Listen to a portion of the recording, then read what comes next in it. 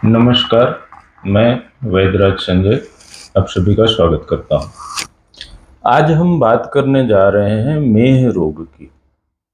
मेह रोग क्या होता है, कैसे होता है, कितने प्रकार का होता है, कितने प्रकार साध्य यानी कि ठीक होने लायक होते हैं, कितने प्रकार असाध्य हैं, उसके लक्षण क्या होते हैं, उसका कंट्रोल कैसे किया जा सकता है और कैसे ठीक किया जा सकता है। तो शुरू करते हैं। मेह रोग जो है उसमें आयुर्वेद के अनुसार दोष वायु पित्त कफ तीनों होते हैं। वायु से 4 प्रकार के मेह रोग गिनाए गए हैं, पित्त से 6 प्रकार के और कफ से 10 प्रकार के, कुल 20 प्रकार के मेह रोग आयुर्वेद में बताए गए हैं। इसमें जो कफ के जो 10 प्रकार के मेह रोग हैं वो साध्य बताए गए हैं, यानी कि चिकित्सा से ठीक हो सकने वाले बताए गए हैं। 6 पित्त के जो हैं वो याप्य यानी कि औषधों से उसको कंट्रोल किया जा सकता है, नियंत्रण में रखा जा सकता है, उसको ठीक नहीं किया जा सकता। और वायु के जो 4 हैं वो असाध्य बताए गए हैं, उसकी चिकित्सा संभव नहीं है और वो जानलेवा होते हैं, इसमें रोगी बहुत ज़्यादा जीवित नहीं रहता है। तो आज हम बात करेंगे जो साध्य है उसी की, जो असाध्य और याप्य है। और ज़्यादातर जो है देखने में आते हैं वो कफ जनित मेह रोग ही ज़्यादातर देखने में आते हैं। पित्त और वायु जनित मेह रोग तो बहुत रेयर केस देखने को मिलते हैं। तो अब मेह रोग क्या है, शरीर में क्या परिवर्तन होते हैं, आयुर्वेद के अनुसार दोष और दुष्य क्या होते हैं, तो आज सबसे पहले वो बात कर लेते हैं। तो दोष तो मैंने जैसे बताया ये कफ जनित मेह रोग है। इसमें दुष्य जो है वो बस्ती यानी कि मूत्र स्थान मूत्राशय होता है, मेद दूषित होता है, क्लेद यानी कि शरीर के अंदर का पानी और पसीना, ये 4 वस्तु कफ से दूषित होती है तब मेह रोग होता है। अब मेह रोग में शरीर में परिवर्तन क्या होते हैं ये बताने से पहले आपको शरीर में मूत्र का जो सिस्टम है पेशाब बनने का, वो पहले थोड़ा सा आयुर्वेद के अनुसार उसके संदर्भ में समझा देता हूँ कि शरीर में जो रक्त के अंदर अनावश्यक क्षार होते हैं वो क्षार को वृक्क यानी कि किडनी जो है वो रक्त से अलग करके उसको मूत्रवाहिनी द्वारा मूत्राशय में आता है। मूत्राशय जो है वो शरीर के अंदर का, पेट के अंदर का अनावश्यक पानी जो है वो सोखता है और मूत्राशय के अंदर वो क्षार और पानी मिलके पेशाब बनता है। तो अब मूत्राशय की जो रचना है वो एक मिट्टी के घड़े जैसी रचना होती है। मिट्टी के घड़े के अंदर पानी भरा रखा होता है तो भी उसके बाहर थोड़ा थोड़ा पानी रिसता रहता है।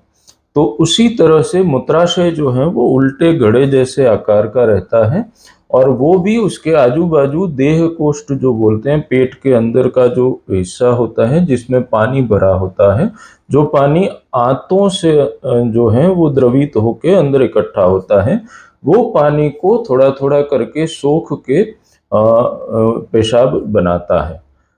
तो ये जो क्रिया है, ये क्रिया कफ से मूत्राशय दूषित होने के कारण अनियंत्रित हो जाती है।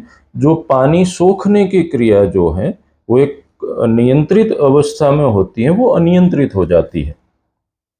तो उसके कारण जो कोष्ठ का पानी जो वहाँ आवश्यक है वो रहना, वो पानी भी मूत्राशय सोखने लगता है। तो वो सोखने के कारण एक प्रेशर जनरेट होता है और वो प्रेशर के कारण आंतों से जो पानी रिसने की क्रिया है वो थोड़ी गति पकड़ लेती है। तो एक सक्शन जैसा क्रिएट होता है, ऐसा अपने सादी भाषा में बोल सकते हैं। एग्जैक्टली सक्शन शब्द शायद बहुत योग्य नहीं होगा, परंतु समझाने के लिए अगर बोलें तो एक प्रेशर सा बनता है बाहर की ओर से, जैसे पानी खींचता है। तो जो रस शरीर में रक्त के माध्यम से अवशोषित होके शरीर को पोषण देना चाहिए, वो रस जो है वो एक दाब के कारण जो पानी रिसने की क्रिया गति पकड़ती है उसके साथ काफ़ी मात्रा में बह जाता है और वो मूत्राशय में जाके यूरिन के साथ शरीर से बाहर निकल जाता है। तो इसके कारण जो है शरीर में कमजोरी का अनुभव होता है, सुस्ती, थकान लगती है। तो ये जो है ये परिवर्तन सामान्य रूप से शरीर के अंदर मेह रोग के कारण आते हैं। इसके अलावा मेद, क्लेद और प्रश्वेद ये तीन भी कफ से दूषित होते हैं। मेद धातु दूषित होती है, क्लेद यानी कि शरीर का पानी जो है वो भी दूषित होता है और पसीना भी दूषित होता है। तो ये सब मिलके मेह रोग होता है। अब हम बात करते हैं मेह रोग के लक्षणों की। तो इसमें जैसे बताया, रस धातु शरीर से बाहर निकल जाने के कारण शरीर में क्षीणता का, कमजोरी का अनुभव होता है, थकान सी लगती है, सुस्ती सी लगती है, लेटे रहने का या बैठे रहने का मन करता है, काम करने का मन नहीं करता, नींद ज़्यादा आती है, भूख ज़्यादा लगती है, गला सूखता है, प्यास लगती रहती है, पैर के तलुओं में ठंडे समय में जलन का अनुभव होता है। ठंडा मतलब कि सामान्य रूप से जिस समय जलन नहीं होती है या होती है तो भी कम हो जाती है, जैसे दोपहर के समय में सामान्य रूप से गर्मी की जलन होती है वो ज़्यादा होती है तेज धूप के समय में, और शाम को, रात को वो जलन कम हो जाती है या बिल्कुल बंद हो जाती है।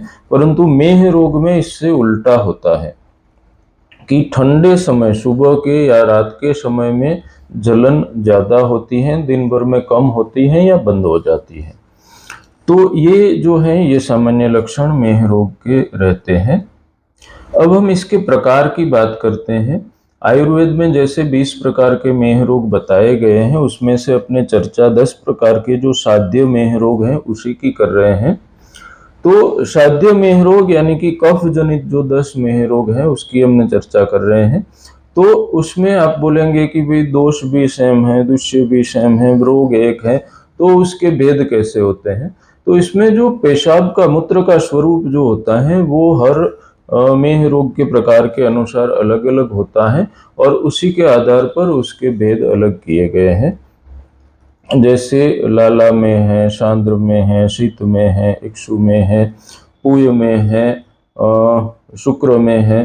तो इस तरह से 10 भेद जो हैं वो मेह रोग के बताए गए हैं। तो इसमें किसी में शरीर के अंदर जैसे पस होता है, किसी गुमड़ के अंदर वो पस जैसे यूरिन में मिक्स हुआ हो वैसा मलिन सा पेशाब होता है, तो उसको पूय में कहते हैं। शुक्र यानी कि वीर्य जो है वो पेशाब के अंदर मिक्स होता है या वो मिक्स होने जैसे स्वरूप वाला पेशाब होता है, उसको शुक्र में बोलेंगे। मदिरा जैसा, शराब जैसा जो होता है कि उसको रात भर अपने रखे रखते हैं तो उसके जो सॉलिड ऑब्जेक्ट्स होते हैं वो नीचे बैठ जाते हैं और द्रव पार्ट होता है वो ऊपर आ जाता है। तो इस तरह से 2 भाग में ये विभक्त हो जाता है रात भर रखने से, तो उसको सूरा में कहते हैं। इक्षु में जो है वो गन्ने के रस जैसा उसके रंग रूप और सुगंध भी उसकी मीठी आती है और उसमें मिठास भी होती है। फिर इसके अलावा जो है सांद्र में है, उसको रात भर अगर पेशाब को रखे रखते हैं तो वो सुबह तक थोड़ा गाढ़ा हो जाता है, उसकी डेंसिटी बढ़ जाती है। लाला में जो है वो जैसे अपने थूक में लाल के अंदर जैसे ऐसे तंतु बनते हैं वैसा पिछिलता, चिकनाहट वाला पेशाब होता है। शीत में जो है वो सामान्य रूप से ठंडा पेशाब होता है और सामान्य व्यक्ति, स्वस्थ व्यक्ति का पेशाब जो है वो थोड़ा सा गर्म होता है, परंतु जो शीत मेह वाले रोगी होते हैं उनका पेशाब छूने में कंपैरेटिव शरीर के तापमान से थोड़ा ठंडा लगता है। तो इस तरह से मेह रोग के अलग अलग भेद बताए गए हैं जो पेशाब को देख के उसको पहचाना जा सकता है। अब इसके अपने कारणों की चर्चा करते हैं। तो सबसे पहला कारण तो है प्रमाद, यानी कि आराम वाली दिनचर्या, खूब सारी नींद निकालना, 10 घंटे 12 घंटे, दिन में भी सोना, रात को भी सोना, बहुत ज़्यादा आराम वाली लाइफस्टाइल, पूरे दिन में शरीर में श्रम होने वाली कोई क्रिया नहीं हो, तो ऐसे लोगों को मेह रोग होने की संभावना ज़्यादा रहती है। दूसरा जो है मेदवर्धक आहार, जंक फूड है, तला हुआ है, मैदा है, चीज़ है, तो इस तरह के जो मेदवर्धक आहार हैं, ये आहार से मेह रोग होने की संभावना बढ़ जाती है। तीसरा ठंडी चीज़ें या ठंडा वातावरण, कि एसी में पूरा दिन रहने की आदत हो दिन में रात में, और वो भी टेम्परेचर बहुत अच्छा खासा डाउन करके ठंडा लगे ऐसे में रहने की आदत हो। ठंडी वस्तुओं का खान पान, जैसे ठंडा पानी है, शरबत है, फ्रूट है, जूस है, कोल्ड ड्रिंक है, इस सब की आदत हो, तो ये भी मेह रोग का एक कारण बनते हैं। इसमें क्लेद भी दूषित होता है, यानी कि शरीर का पानी, तो अनावश्यक बिना प्यास लगे बार बार पानी पीते रहने की आदत वाले इंसानों को भी मेह रोग होने की संभावना थोड़ी ज्यादा रहती है।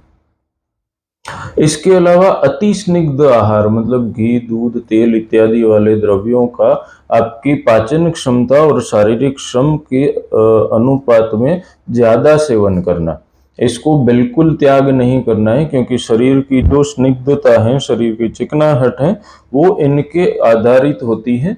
इनको बिल्कुल बंद कर देने से शरीर में रुक्षता आ जाती है, तो रुक्षता से संबंधित और बीमारियां होने का भय रहता है। तो इसको एक बैलेंस्ड वे में लेना है कि जितना आपका शारीरिक श्रम है, आपकी पाचन क्षमता है, उसके अनुपात में एक बैलेंस वे में हो, अतिरेक नहीं होना चाहिए। और अगर आपको ज़्यादा अच्छा लग रहा है, ज़्यादा खा रहे हैं, तो उसके अनुपात में फिर व्यायाम भी आप ज़्यादा करिए। तो इसका बैलेंस करके चलेंगे तो ये स्निग्ध आहार में रोग कारक नहीं बनते हैं। तो ये जो है आपको पूरी जानकारी मैंने मेह रोग की बता दी। अब हम बात करते हैं मधुमेह की।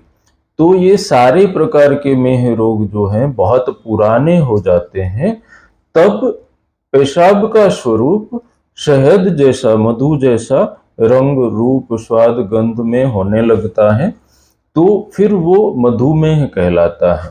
और सामान्य रूप से मधुमेह को कष्ट साध्य या असाध्य बताया गया है, कि शहद जैसा पेशाब होने लगे रंग रूप में, तो वैसा मेह रोगी ठीक करना बहुत मुश्किल होता है। तो सारे मेह रोग जो हैं वो मधुमेह नहीं होते हैं, परंतु बहुत पुराने होते हैं, या फिर मेह रोग होने के बाद भी उसकी उपेक्षा करते रहने से, उसकी चिकित्सा या पथ्य पालन नहीं करने से वो शरीर के अंदर फैल के जीर्ण अवस्था में मधुमेह को अवस्था को वो प्राप्त करता है। तो मधुमेह जो है वो मेह रोग की जीर्ण और कष्ट साध्य अवस्था अपने बोल सकते हैं। अब जो साध्य अवस्था के मेह रोग हैं वो सामान्य रूप से 3 महीने से लेके 8 महीने तक की चिकित्सा से वो ठीक हो जाते हैं। इसमें जो शुरुआत की अवस्था है, अभी तुरंत में आपको हुआ है, अभी लक्षण दिखने शुरू हुए हैं, तो शारीरिक श्रम और जो पथ्य पालन आपको आगे वीडियो में बताया, वो करने से बिना औषधि और बिना चिकित्सा के उसको नियंत्रित किया जा सकता है। परंतु थोड़ा बढ़ गया है तो उसके बाद वैद्यकीय देखरेख में उसकी सही चिकित्सा, व्यायाम और औषध सबका एक साथ सेवन करना आवश्यक रहता है, और वो ठीक हो सकता है। अगर आपको इस विषय में कोई संशय है, आप कुछ और जानना चाहते हैं या पूछना चाहते हैं, तो आप कमेंट करके भी पूछ सकते हैं, या हमें फ़ोन नंबर जो है मैंने डिस्क्रिप्शन में दिया हुआ है, आप हमें हमारे क्लिनिक पे फ़ोन करके भी पूछ सकते हैं। और सूरत और अहमदाबाद में हमारे क्लिनिक हैं, आप चाहे तो वहाँ हमारा रूबरू भी संपर्क करके मार्गदर्शन प्राप्त कर सकते हैं। आशा रखता हूँ आज का वीडियो आपके लिए यूज़फुल रहा होगा।